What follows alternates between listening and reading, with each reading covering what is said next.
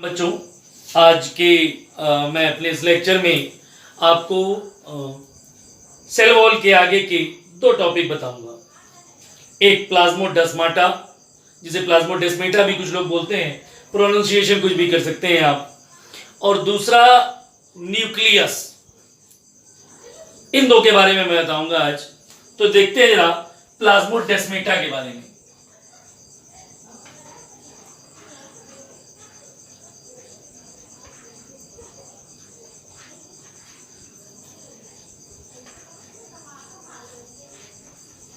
सबसे पहली बात,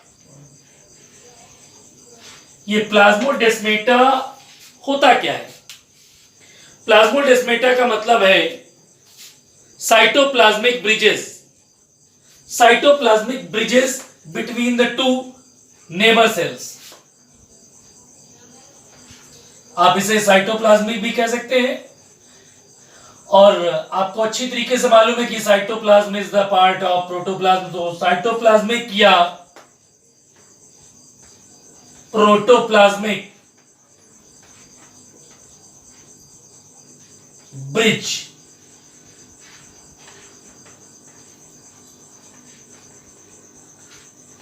बिटवीन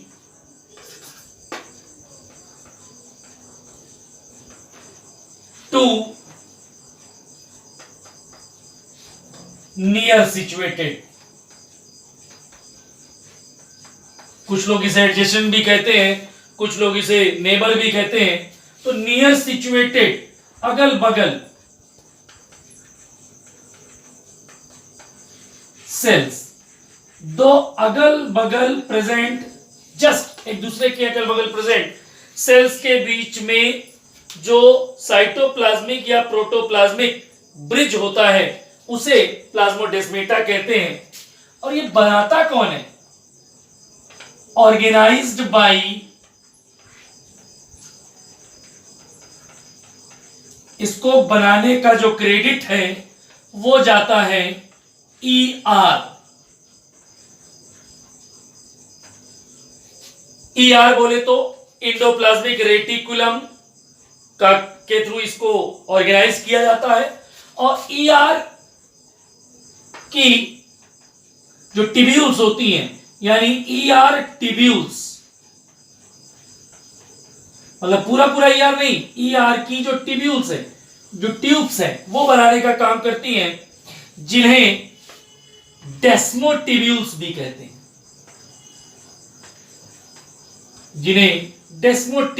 कहते हैं। ये ऑर्गेनाइज करती हैं आपके प्लाज्मोडेस्माटा को। ये नेचर में लिविंग होती है।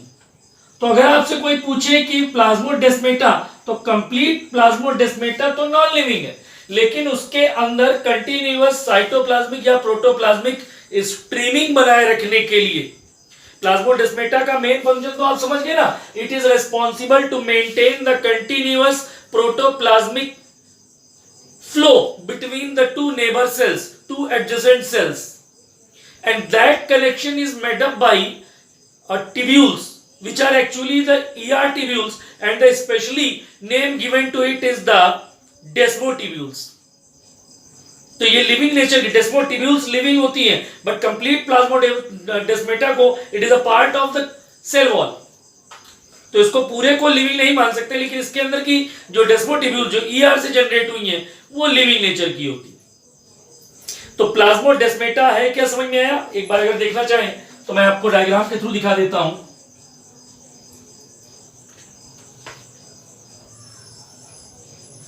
टू सेल्स, सबसे बाहर की तरफ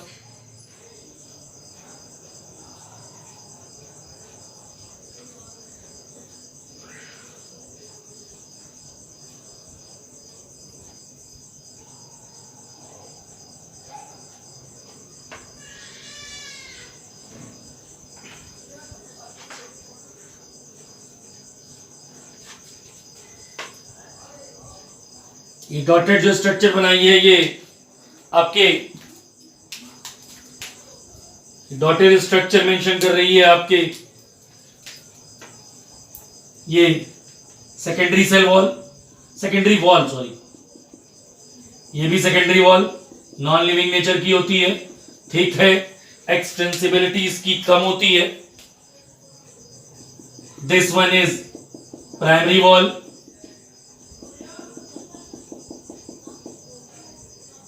and between both this is middle lamellae वाला पोर्शन। दोनों के बीच में साइटोप्लाज्मिक ये ब्रिज बनाने वाली ये क्या है, प्लाज्मोडेस्मेटा, और प्लाज्मोडेस्मेटा के अंदर की जो टिब्यूल्स जो लिविंग नेचर की हैं वो डेस्मोटिब्यूल्स कहलाती। तो इस तरीके से आपने देखा कि प्लाज्मोडेस्मेटा होता क्या है और इसका काम क्या होता है। अब मैं आपको समझाने जा रहा हूं कि न्यूक्लियस कैसा होता है, क्या काम करता होता है। अगर हम बात करते हैं न्यूक्लियस की, तो in Hindi it is known as a केंद्रक। और न्यूक्लियस के लिए सीधे सीधे हमारे मुंह से एक ही सेंटेंस निकलता है। क्या निकलता है? Control room of the cell. Nucleus means control room of cell. लेकिन क्या ये कहना सुटेबल होगा? क्या इसके अलावा न्यूक्लियस के लिए किसी और सेंटेंस का यूज किया नहीं जा सकता? किया जा सकता है। न्यूक्लियस के लिए अगर हम स्ट्रक्चर के बेस पे बात करें तो आप लिख सकते हैं डबल मेम्ब्रेन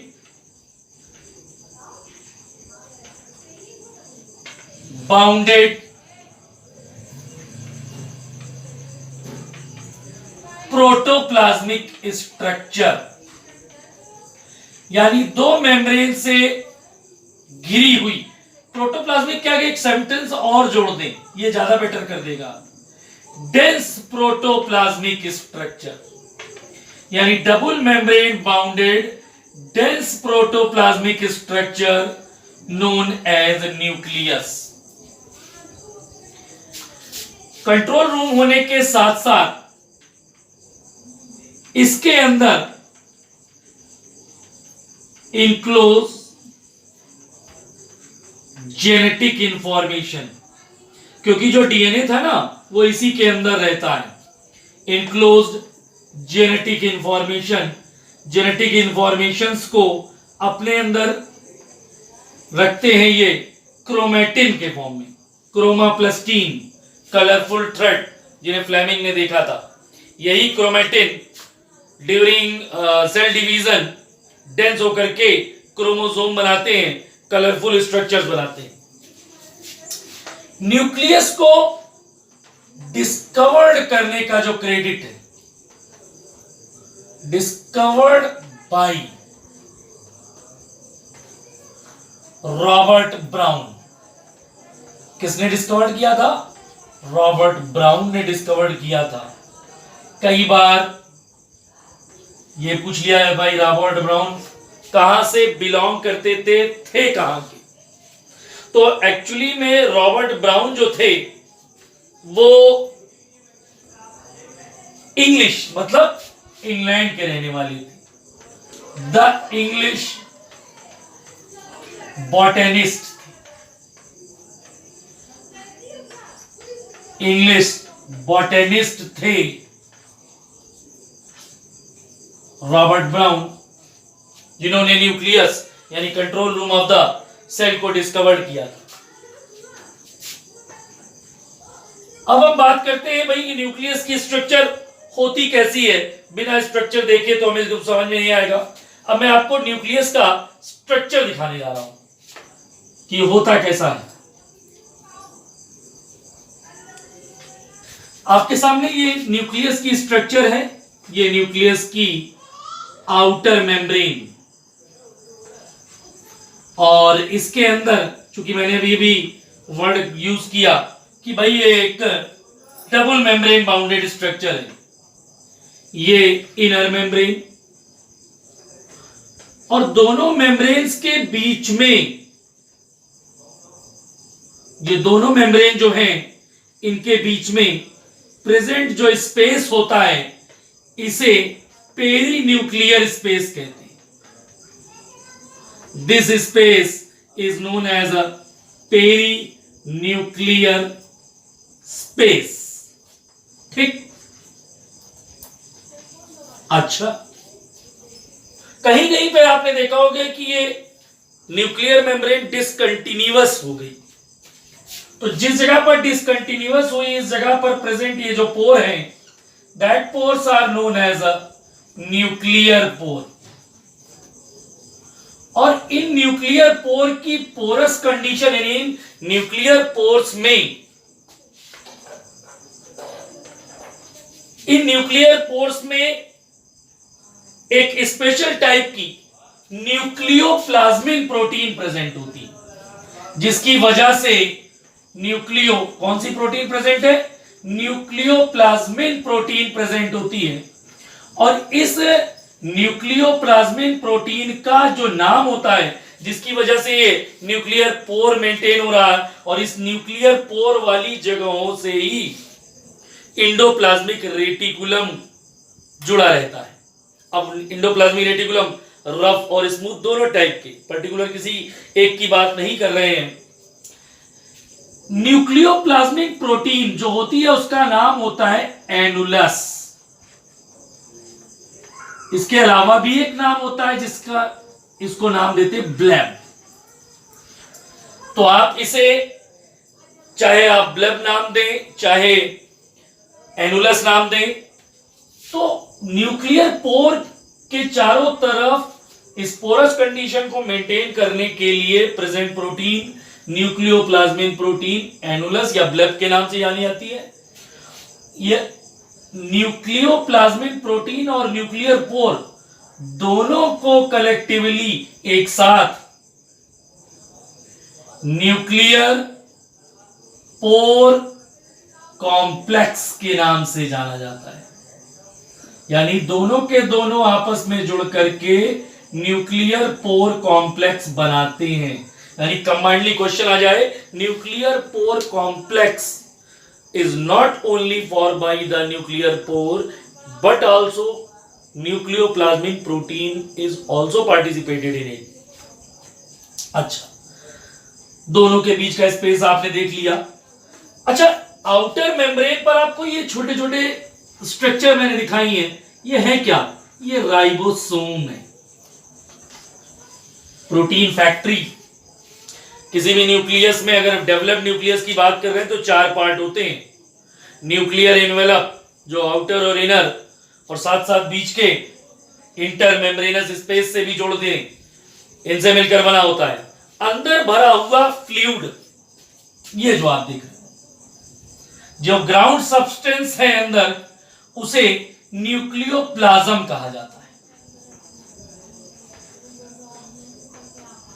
और ये जो न्यूक्लियोप्लाज्म है ना, ये न्यूक्लियोप्लाज्म टर्म जो देने का काम था, ये न्यूक्लियोप्लाज्म टर्म जिसे कैरियोलिम्फ भी कहते हैं।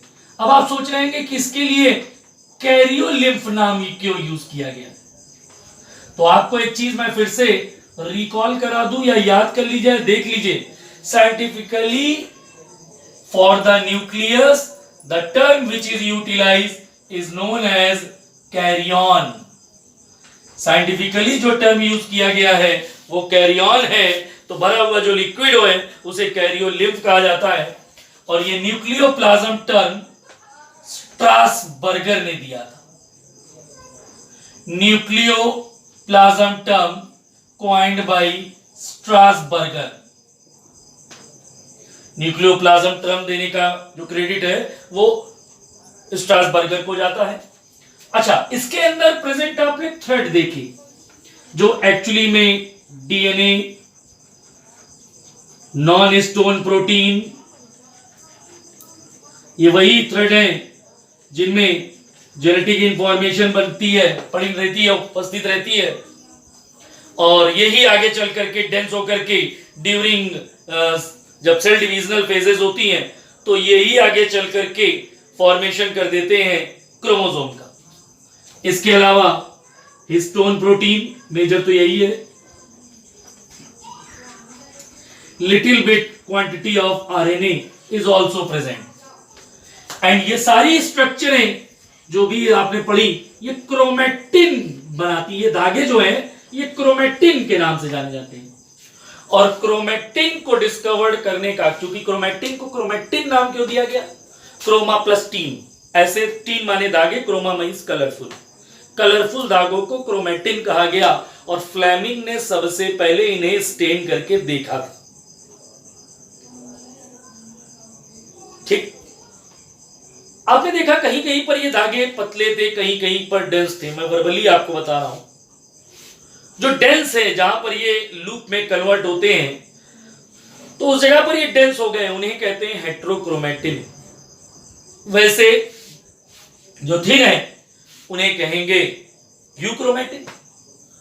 तो जेनेटिकली इफेक्टिव, या जैसे कह सकते हैं जेनेटिक इंफॉर्मेशन ले जाने की पावर यानी ट्रांसक्रिप्शनल पावर यूक्रोमैटिन के पास होती है, हेट्रोक्रोमैटिन के पास नहीं होती। यानी यूक्रोमैटिन जेनेटिकली एक्टिव होते हैं जबकि हेट्रोक्रोमैटिन जेनेटिकली एक्टिव नहीं होती। इसके अलावा चौथी स्ट्रक्चर जो मैं आपको बताने जा रहा हूं, इसके अंदर नॉन मेम्ब्रेन बाउंडेड, इसके अंदर आपको न्यूक्लियोलस देखने को मिलता है। अब न्यूक्लियोलस है क्या? पहली बात तो एक चीज मैं आपको बता दूं कि न्यूक्लियोलस है क्या। ये एक नॉन मेम्ब्रेन बाउंडेड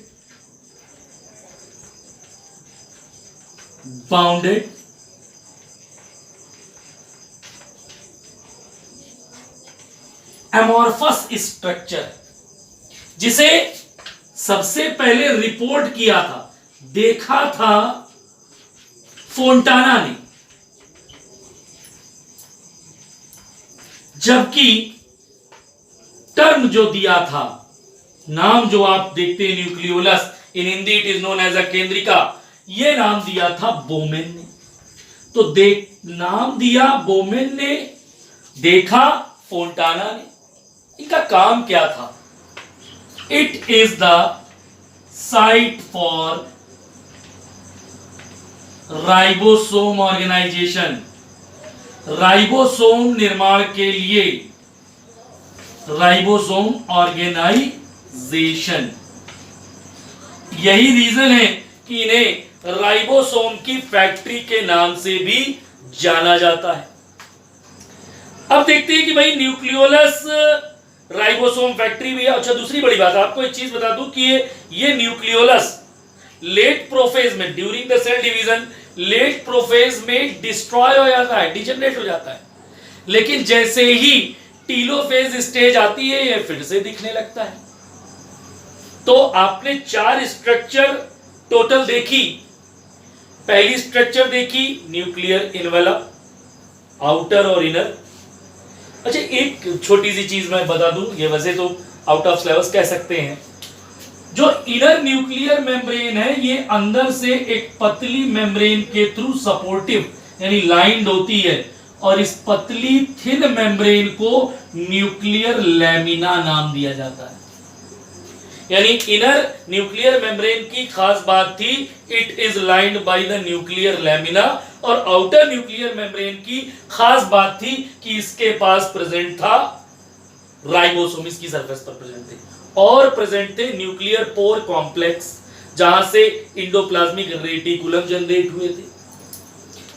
दूसरी स्ट्रक्चर आपने पढ़ी न्यूक्लियोलस। न्यूक्लियोलस देखा किसने था? न्यूक्लियोलस था कैसा? न्यूक्लियोलस एक amorphous non membrane bounded dense structure थी, जिसे राइबोसोम फैक्ट्री या आरएनए फैक्ट्री के नाम से भी जाना जाता है।